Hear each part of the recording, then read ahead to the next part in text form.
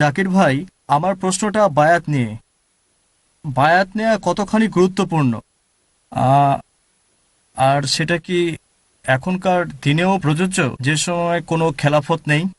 ভাই প্রশ্ন করলেন বায়াত সম্পর্কে। বায়াত নেওয়া কতটা গুরুত্বপূর্ণ। বায়াত মানে আনুগত্য প্রকাশ করা।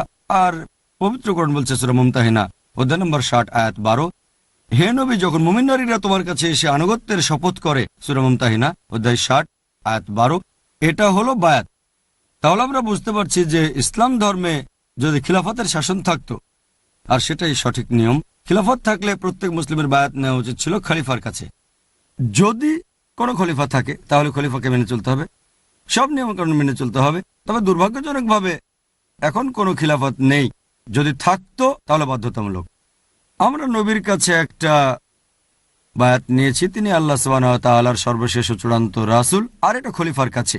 কোনো খলিফা থাকলে তার কাছে বায়াত নেওয়াটা মুসলিমদের জন্য বাধ্যতামূলক, পুরো মুসলিম উম্মাহ।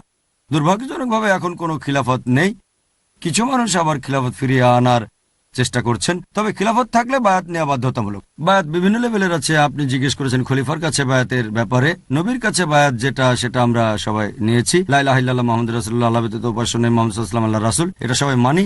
2 নম্বর, যদি খিলাফত থাকতো তাহলে বায়াত নেওয়া বাধ্যতামূলক। এরপর থাকতে পারে কোনো প্রতিষ্ঠানের কাছে বায়াত, সেটা বাধ্যতামূলক না। প্রতিষ্ঠানের যে প্রধান সে লোকের কাছে বায়াত নিলেন। এভাবে নিচে নামতে থাকলে গুরুত্ব কমতে থাকবে। নবীর একটা হাদিস আছে, যদি 2 জন লোকও থাকে একজন আমির হবে তাদের মধ্যে। যদি উপরে যান, প্রথমে রাসূল 1 নম্বর, তারপর খলিফা।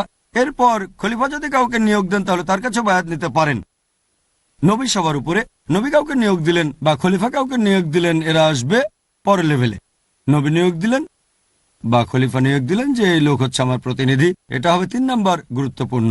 তারপর হয়তো কোনো প্রতিষ্ঠান। এভাবে যত নিচে নামবেন, উপরের দিকে বায়াত নেওয়া ফরজ রাসূলের কাছে, খলিফার কাছে। এরপর যদি নিচের দিকে নামতে থাকেন, তারপর হয়তো কোনো প্রতিষ্ঠান, তাদের কথা মানতে পারেন না মানতে পারেন, তবে সেখানে আমিরকে মানতে হবে। এমন না যে তাদের সব কথাই মানতে হবে, এমন বাধ্যবাধকতা নাই। নিচের দিকে আসলে গুরুত্ব কম। ধরেন 3 জন লোক একসাথে বের হলো ভ্রমণে, ঘুরে বেড়ানোর জন্য, পিকনিক করতে।